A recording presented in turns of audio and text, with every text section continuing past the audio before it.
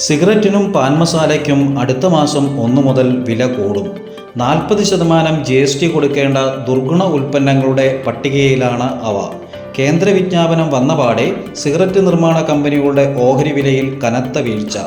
ITC ഇടിഞ്ഞത് 10% എങ്കിൽ Godfrey Philips വീണത് 20%.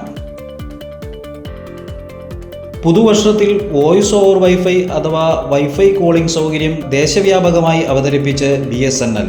Wifi നെറ്റ്വർക്കിൽ തടസ്സമില്ലാത്ത വിളികൾക്ക് സൗകര്യമൊരുക്കുന്ന ഈ സേവനം എല്ലാ BSNL ഉപയോക്താക്കൾക്കും ലഭിക്കും. FD ഇൻഷുറൻസ് ചെറുകിട സമ്പാദ്യ മാർഗങ്ങളിൽ നിന്ന് കുടുംബങ്ങളും നിക്ഷേപവും ഓഹരി മ്യൂച്വൽ ഫണ്ടുകളിലേക്ക് കൂടുതലായി വഴിമാറുന്നതായി കണക്കുകൾ. മുൻ വർഷങ്ങളിൽ നിന്ന് വ്യത്യസ്തമായി ബാങ്ക് ഡെപ്പോസിറ്റ് 9% കുറഞ്ഞതായി റിസർവ് ബാങ്ക് ബുള്ളറ്റിൻ.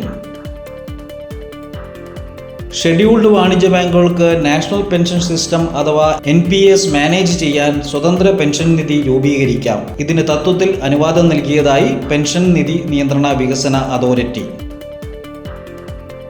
ഹോട്ടലുകൾക്കും റെസ്റ്റോറൻറ്റുകൾക്കും മറ്റും പുതുവർഷ പ്രഹരം. വാണിജ്യാവശ്യത്തിനുള്ള 19 കിലോഗ്രാം പാചകവാതക സിലിണ്ടറിന്റെ വില 111 രൂപ കൂട്ടി. കൊച്ചിയിൽ പുതിയ വില 1698. ബിസിനസ് വാർത്തകൾ വിശദമായി അറിയാൻ ധനം online.com.